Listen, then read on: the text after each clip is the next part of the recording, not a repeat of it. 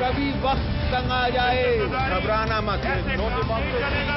सब इकट्ठे जाएंगे। कौम में मुश्किल हालात की भट्टी से ही ईंधन बंद करने करती है।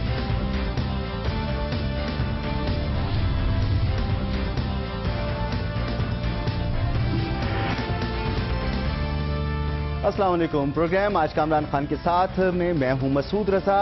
जैसा कि आपको पहले भी बताया जा चुका है, कामरान साहब तातीलात की वजह से ये प्रोग्राम नहीं कर रहे, लिहाजा इस प्रोग्राम की मेज़बानी के फ़राइज़ मुझ पर हैं। मगर आज के प्रोग्राम में कामरान साहब अपने तजज़िये के साथ ज़रूर शामिल होंगे। आज सबसे अहम मामला, पूरा दिन इस पर बात होती रही, बल्कि गुज़िश्ता 2-4 दिन से इस पर बातचीत हो रही है। वज़ीर आज़म का आज इंतखाब हुआ और इस इंतखाब के साथ ही जो हमने तजज़िये सुने, जो तबसरे सुने, ज़रा उनसे आगे बढ़कर बात करने की कोशिश करेंगे। इससे पहले कि मज़ीद बात को आगे बढ़ाएं, सबसे पहले हम वो तमाम कार्रवाई को जानने की कोशिश करते हैं। एक बार फिर आपको बताते हैं कि क्या कुछ हुआ जब वज़ीर आज़म का इंतखाब हुआ था।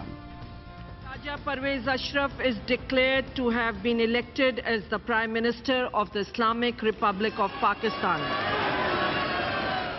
जी हाँ, पाकिस्तान में नए वज़ीर आज़म का इंतखाब हो चुका है। 338 के ऐवान में पीपल्स पार्टी के उम्मीदवार राजा परवेज़ अशरफ ने 211 वोट हासिल किए और वज़ीर आज़म मुंतखब हो गए। उनके मद्दे मुकाबिल थे नून लीग के सरदार मेहताब, जिन्होंने 89 वोट हासिल किए, और एक और मद्दे मुकाबिल जो मैदान में थे और इलेक्शन से कुछ देर पहले, इंतखाब से कुछ देर पहले दस्तबरदार हो गए और गैर जानिबदार रहने का ऐलान किया, जमीयत उलमा इस्लाम के मौलाना फजलुर रहमान इंतखाबी अमल से बाहर रहे और इस तरह ये इंतखाबात का मरहला मुकम्मल हुआ। पाकिस्तान के नए वज़ीर आज़म का चुनाव हो गया, उनको मुंतखब कर लिया गया। मगर बात यह है कि यहाँ पर मामलात रुकते नहीं हैं, मामलात को इससे अभी आगे बढ़ना है, वहाँ से आगे बढ़ना है जहाँ से पिछले वज़ीर आज़म ने मामलात को छोड़ा था। आगे क्या होने जा रहा है, बहुत से मसाइल हैं जो मुल्क को दरपेश हैं, इन पर तशरीह हासिल करेंगे। हमारे साथ मौजूद हैं प्रोग्राम आज कामरान खान के साथ के मेज़बान जनाब कामरान खान साहब, लंदन से हमारे साथ मौजूद हैं, और मोहम्मद मालिक, रेजिडेंट एडिटर द न्यूज़। आप दोनों को बहुत खुशामदीद प्रोग्राम में। कामरान साहब, ये फरमाइएगा कि जो कुछ हुआ सो हुआ, अब आगे क्या होता देख रहे हैं? आने वाले हालात बमुश्किल तमाम 6 महीने होंगे राजा परवेज अशरफ के पास, और जो उनको समेटना है वो पूरा वो मलबा है जो यूसुफ रजा गिलानी अपने पीछे छोड़ गए हैं, और वो इतना बड़ा उनके लिए काम होगा कि वो मलबे को कुछ ही साफ कर पाएं तो ये बहुत बड़ा अमल होगा, क्योंकि उनके पुष्ट पर जो इस वक्त है वो पाकिस्तान अपनी मीशत, पाकिस्तान की मीशत जो है अपनी तारीख के बदतरीन बहरान से दो चार नजर आती है। पाकिस्तान में अपनी तारीख का खतरनाक तरीन लोड शेडिंग का बहरान चल रहा है, महंगाई तमाम रिकॉर्ड तोड़ रही है, आइंदा इंतखाबात हैं। राजा परवेज अशरफ के बस से बाहर होगा कि वो इस सिचुएशन में कुछ भी करके डिलीवर करके दिखा सके, लेकिन ये हमें याद कर रखना होगा कि अब जो अमल शुरू हो रहा है उसमें राजा परवेज अशरफ जो होंगे वो मेरी मालूमात के मुताबिक सिर्फ एक सतही किरदार उनका होगा, बज़ाहिर किरदार उनका होगा। अब तमाम मामला, तमाम उमूर अमली तौर पर जरदारी साहब चलाएंगे और उमूर ममलिकत वो चलाएंगे, और जाहिर है कि अब देखना यह है कि वो जो उन्होंने सियासी महारत सियासत के मैदान में दिखाई थी, क्या वो एडमिनिस्ट्रेशन के माहौल में, गवर्नेंस के उसमें, और आइंदा 6 माह के दौरान वो कोई ऐसी चीज कर सकते हैं जिसमें लोगों को ये महसूस हो कि कुछ चेंज आया है, कुछ तब्दीली आई है। कि पीपल्स पार्टी का फिलहाल तो कोई इम्कान ही नहीं है कि वो इंतखाबात में किसी भी सूरत में जा सके और अपनी कारकर्दगी की बुनियाद पर इंतखाब जीत सके। तो अब इसके लिए तो जरूरत सिर्फ इस बात की है कि आइंदा 6 महीनों में कुछ होना है, और वो हमें तवक्को नहीं रखनी चाहिए कि वो राजा परवेज अशरफ ने करना है, वो करना है जरदारी साहब ने। वो भी वो कर पाएंगे या नहीं कर पाएंगे मुझे इस बारे में यकीन नहीं है। और राजा परवेज अशरफ के सामने बहुत बड़ा भूचाल है, बहुत बड़ा तूफान है, सुप्रीम कोर्ट का फैसला है, सियासी फ्रंट पे जो हालात हैं और जो मईशत के और महंगाई के हालात हैं, लोड शेडिंग के हालात हैं, इन बेचारे की बस की बाहर की बात है ये। तो कामरान साहब, जहां इसमें एक पॉजिटिव बात यह है कि जो हालात रहे उसके बाद जमहूरियत का तसलसल कायम रहा, एक नए वज़ीर आज़म का इंतखाब हो गया, वहीं एक जो नेगेटिव पहलू इसका सामने आता है वो ये कि तमाम चीज़ें रुक सी गई, थम सी गई, एक हिजानी कैफियत तारी हो गई, चाहे वो सियासी माहौल हो, चाहे वो मीडिया हो, लोग परेशान रहे कि अब क्या होने जा रहा है। अगर दोबारा से ये तमाम सूरत हाल पेश आती है तो इसमें कौम का नुकसान है और कितना नुकसान है? देखिए, इसमें सबसे अहम बात यह है कि जो पाकिस्तान में तमाम वो लोग, सिविल सोसाइटी, सियासतदान, सियासी जमातें اخبار نویس، صحافی، وکلا جو جمہوریت سے اپنے لگاؤ کا اظہار کرتے ہیں، انہیں سب سے پہلے تو یہ دیکھنا چاہیے اور اس بات پہ اطمینان کا اظہار کرنا چاہیے کہ یہ جمہوریت کا ہی عمل ہے، یہ جمہوریت کا تسلسل ہے۔ راجہ پرویز اشرف نے 211 ووٹ حاصل کیے ہیں، جو معمولی عدد ہے، یہ ایک غیر معمولی 211 325 کی اسمبلی کے اندر 211 ان کو ممبران کی حمایت حاصل ہے۔ تو جمہوریت کے لحاظ سے تو سب اطمینان کا یہ سامان ہے، لوگوں کو اطمینان کا سانس لینا چاہیے اور اگلے 6 مہینے انتخابات کا انتظار کرنا چاہیے۔ راجہ پرویز اشرف حکومت کو کام دینا چاہیے، کام دینا چاہیے اور پھر ان کی کارکردگی کی بنیاد پر ان کو جانچا جائے۔ جمہوریت کا حسن تو یہی ہے، لیکن ہوگا بالکل ظاہر اس کے برعکس، لیکن جو لوگ جمہوریت سے لگاؤ کی بات کرتے ہیں پاکستان میں، ان کو چاہیے کہ وہ ٹھنڈی سانس لیں اور انتظار کریں اور دیکھیں کہ اگلے 6 مہینے میں کیا ہوتا ہے۔ ملک صاحب، اگلے 6 مہینے میں کیا ہوگا کچھ نہیں کہا جا سکتا، مگر یہ فیصلہ جب سامنے آیا تو ہم نے دیکھا آپ کو کہ آپ نے اپنے ڈپریشن کا اظہار کیا، آپ نے کہا کہ آپ بہت افسردہ ہیں، اداس ہیں۔ جیسا کہ کامران صاحب نے کہا کہ زرداری صاحب نے جو مہارتیں اپنی سیاست کے میدان میں دکھائی ہیں، کیا وہ مہارتیں اپنی ایڈمنسٹریشن کے ماحول کے میدان میں بھی دکھا سکیں گے یا نہیں دکھا سکیں گے؟ کیونکہ کامران صاحب کا کہنا یہ ہے کہ اب آنے والے وقت میں جو ایڈمنسٹریٹو پاورز ہیں، جتنی فیصلے کرتے ہیں وہ زرداری صاحب نے کرتے ہیں۔ آپ کتنا اتفاق کریں گے اور اس تناظر میں آپ کیا کہیں گے؟ نہیں، میں اس پہ بالکل میں اتفاق کروں گا، لیکن دیکھیں اچھی چیز یہ ہوئی ہے کہ گورنمنٹ نے کنفیڈریشن نہیں کی جوڈیشری کے ساتھ اور ایک نیا وزیر اعظم چن لیا، لیکن اس میں اتنے پیار سے جو کنفیڈریشن نہیں کی، اس کی 2 وجوہات ہیں جو سمجھنا بہت ضروری ہے اور میں نے آج لکھا بھی ہے۔ ایک آخری دنوں میں، ایک آخری ہفتوں میں، 2-3 مہینوں میں ایک بہت تناؤ پیدا ہو گیا ہوا تھا پرائم منسٹر ہاؤس میں اور پریزیڈنسی میں، کیونکہ ان کا سیاسی قد پارٹی کے اندر اتنا بڑھ گیا ہوا تھا گیلانی صاحب کا، اور ان کو پتا تھا کہ اس وقت وہ جو بھی کریں گے صدر صاحب ان کو نکالنے کی پوزیشن میں نہیں ہے۔ تو بہت سی ڈائریکٹیوز، بہت سی چیزیں جو صدارتی محل سے آتی تھیں پرائم منسٹر کی طرف، انسٹرکشنز، اپوائنٹمنٹس اور دوسرے کام، جن کو پرائم منسٹرز آفس نہیں لفٹ کرا رہا تھا۔ اور یہ میں نے تو ایک فیڈرل منسٹر کو کوٹ بھی کیا جو بہت قریب تھا صدر کے، انہوں نے مجھے کافی ہفتے پہلے کہا کہ ہم بڑی عجیب سی بات لگے گی آپ کو، لیکن ہماری بھی اب امید یہی ہے کہ چودھری صاحب ان کو فارغ کر دیں۔ تو یہ جو گورنمنٹ کا سٹانس تھا کنفرنٹ نہ کرنے کا، وہ جوڈیشری کے سامنے کنفرنٹ کرنا بھی جتنا تھا وہ جو تھا، لیکن اس سے زیادہ وہ چاہتے تھے کہ اب گیلانی صاحب فارغ ہو جائیں، کہ ان کا قد کچھ زیادہ ہی بڑھ گیا اور وہ اپنے آپ کو زیادہ مضبوط سمجھنا شروع ہو گئے۔ یہ تو تھی 2-3 جو بیہائنڈ دا سینز فیکٹرز تھے۔ دیکھیں ڈپریشن کیا ہے، اگلے 6 مہینے کچھ نہیں ہونا۔ یہ راجہ صاحب نے بھی اپنی الیکشن کی پالیٹکس کرنی ہے، وہ بھی یہ کوشش کریں گے کہ سروائیو کرے کسی طرح۔ ان کو لیٹر لکھنے والی بات عدالت نے نہ زیادہ زور دیا، تو وہ بھی الیکٹورل پالیٹکس کریں گے، وہ یہ گن نہیں سمیٹ سکتے۔ جیسے کامران نے کہا کہ وہ کوشش کریں گے کہ کچھ ملبہ کم کریں، یہ میرا تو خیال ہے کوشش بھی نہیں کریں گے۔ بڑے جہاندیدہ آدمی ہیں، ان کو پتہ ہے کہ اس کوشش کرنے میں ان کے اپنے نقصان کے علاوہ کوئی نہیں ہے، یہاں سارے فائدے کی سیاست کر رہے ہیں، وہ آپ کو 211 ووٹوں سے پتہ لگ گیا ہے۔ یہی ایم کیو ایم والے جب کل میرے سے بات ہو رہی تھی کہ لیڈران، تو انہوں نے کہا کہ ہم نے واضح طور پہ کہہ دیا ہے کہ ہم یا قاہرہ کو ووٹ دیں گے یا ہم مولانا کو دیں گے، کسی قیمت میں ان کو نہیں دیں گے۔ وہی آج وہاں تھے فیصل صالح صاحب، جن کا مقدمہ بنایا، جن کے اوپر سے راجہ صاحب راجہ رینٹل بنے اور سپریم کورٹ کی رولنگ آئی، وہ بھی آج جا کے ووٹ دے پہ۔ تو یہ ایک ڈسکنیکٹ ہے۔ دیکھیں اس کا ڈپریشن کیوں ہے، یہ ضروری کیوں ہے، بات 6 مہینے کی نہیں ہے، بات ہے کہ اس وقت ضرورت تھی ایک ایسی شخصیت کو اپناتے جو ہر قسم کی کنٹروورسی سے پاک ہوتی، جو ایک میسج آف ہوپ ہوتا، امید کی کرن لگتی۔ لوگ کہتے اچھا جی گیلانی صاحب کا دور ختم ہوا، بڑا برا دور تھا، مہنگائی، برا حال، سب کچھ، یہ ایک شخص آیا ہے، چلیں اگر کچھ خراب نہیں کرے گا تو کم بہتری نہیں کرے گا تو اور خراب نہ کرے۔ یہاں پہ کلین امیج کی ضرورت تھی۔ اب آپ سوچیں کہ یہی پرائم منسٹر تھے کہ کبھی یہاں بھٹو صاحب تھے، اسی عہدے پہ کبھی بے نظیر بھٹو تھی، اب اسی عہدے پہ راجہ رینٹل صاحب ہیں۔ یہ جو اتنی ڈیگریڈیشن ہے، یہ کیا چیز بتاتی ہے، کیا میسج آتا ہے، کیا ان کی کیپیسٹی ہے؟ یہ ٹوٹلی ناکام ہوئے ایز منسٹر۔ 2 بار انہوں نے اپنی منسٹری گیلانی صاحب کے ہاتھوں کھوئی، کرپشن چارجز ان پہ، نااہلی ان پہ، غلط بیانی ان کی۔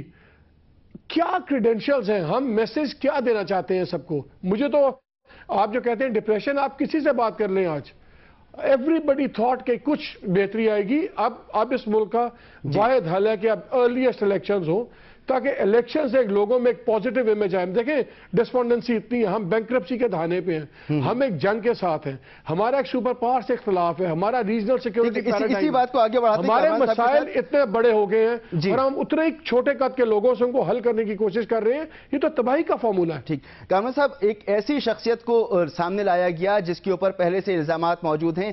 ایسی شخصیت کی ضرورت تھی جس کے اوپر کوئی داغ کوئی دھبا نہیں ہوتا, اور پھر کابینہ میں بھی جو لوگ شامل ہوں گے وہ بھی وہی پرانے چہرے ہوں گے. تو اب یہ نئی آنے والی کابینہ کیا ڈیلیور کر سکے گی؟ کیا آپ دیکھتے ہیں, کیا یہ پچھلی کابینہ سے کچھ میری بہتر معلومات کے مطابق یہ سوال جب زرداری صاحب سے پوچھا جاتا ہے تو وہ بھی یہ کہتے ہیں کہ کون شخص ایسا ہے کہ جس کو ہم بنائیں جس پر سب کو اعتماد ہو. ظاہر ہے کہ ہم سمجھتے ہیں کہ پیپلز پارٹی میں یہ بات نہیں ہے, ایسی شخصیات ضرور ہیں, لیکن وہ سیاسی طور پہ کتنی قابل قبول ہوں گی زرداری صاحب کے لیے, پارٹی کے لیے آگے چل کے, اور کتنا وہ جو موجودہ ماحول ہے اس میں پارٹی کی قیادت زرداری صاحب کے جو پروگرام ہوگا اس کو لے کے وہ آگے چل پائے گی. یہ بڑا مشکل کام ہے. جہاں تک راجہ پرویز اشرف کے کریڈینشلز کا تعلق ہے اور جو بھی ان پہ الزامات رہے ہیں پیرنٹل پاور کے حوالے سے, دوسرے بھی ہیں, ساری دنیا اس کی گواہ ہے, اس میں کوئی دوسری بات نہیں ہے. لیکن یہ کریڈینشل کسی بھی صورت میں ان کے پیش رو جو تھے یوسف رضا گیلانی ان سے بہتر نہیں تھے. میں یہ سمجھتا ہوں کہ اگر ریکارڈ کی بنیاد پہ دیکھیں تو یوسف رضا گیلانی کا ریکارڈ تو پرویز اشرف سے بہت ہی زیادہ خراب ہے.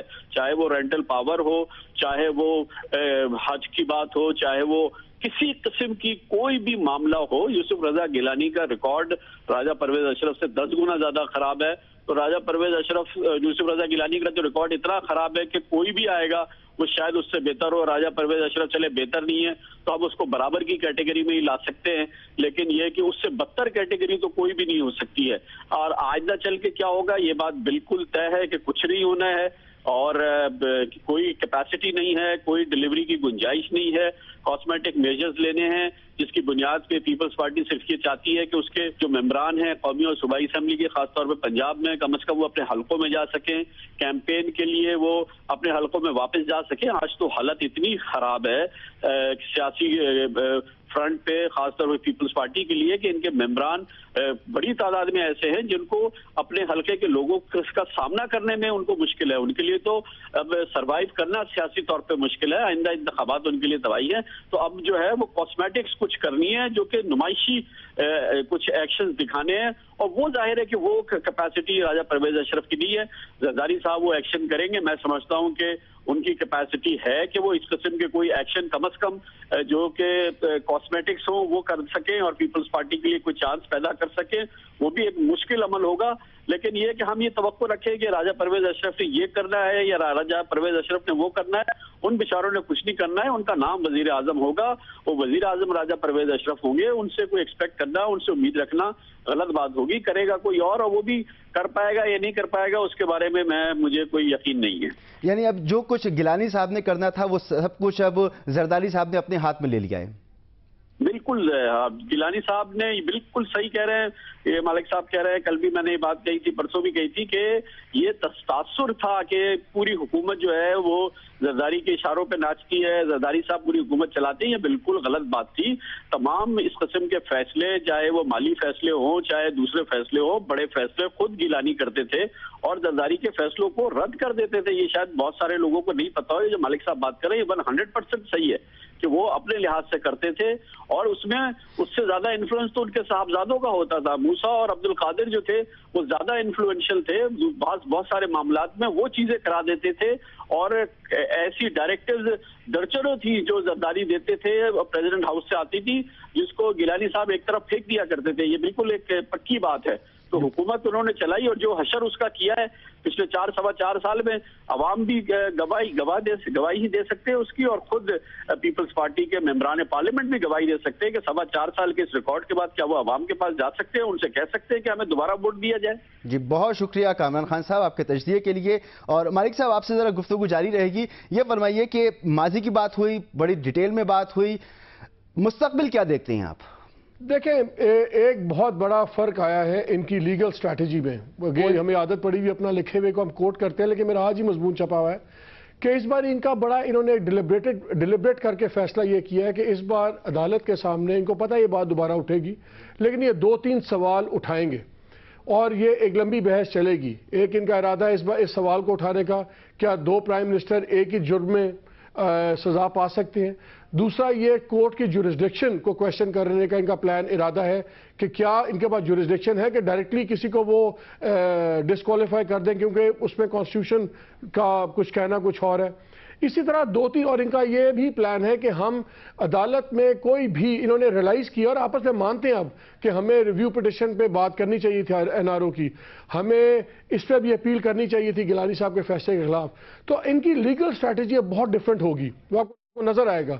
اس لیے اب جب عدالت میں بھی یہ بات دوبارہ اٹھے گی, چاہے وہ کوئی پٹیشن کر کے عدالت کا ہاتھ اس کو ایکشن میں لائے یا عدالت خود پرو ایکٹیو ایکشن لے, تو ہمیں اس باری عدالت میں کافی زیادہ legal battle with in legal نظر آئے گی. اس لیے وہ چیز ابھی چلے گی. لیکن جس طرح ایک بات چل رہی ہے, اگر یہ چل رہی ہے کہ کورٹ کو بھی اب چاہیے کہ اسے بہتر ہے اگر اس مسئلے کو ختم کرنا ہے جوڈیشل کمیشن بنا دیں, وہ ڈائریکٹلی لکھ دیں, لیکن ملک میں کچھ سٹیبلٹی تو آئے. لیکن جہاں تک ان کا تعلق ہے راجہ صاحب کا, آپ فیوچر پریڈکٹ کر سکتے ہیں ماضی کی حرکتیں دیکھ کے, ماضی کا ریکارڈ دیکھ کے, تو اس میں تو کوئی امید کی کرن نظر نہیں آتی. اور جہاں تک کیبنٹ ہے وہی کیبنٹ ہے, وہی لوگ ہیں, ایون کہ ان کے جو مین لوگوں کے پورٹ فولیوز ہیں وہ بھی وہی ہیں.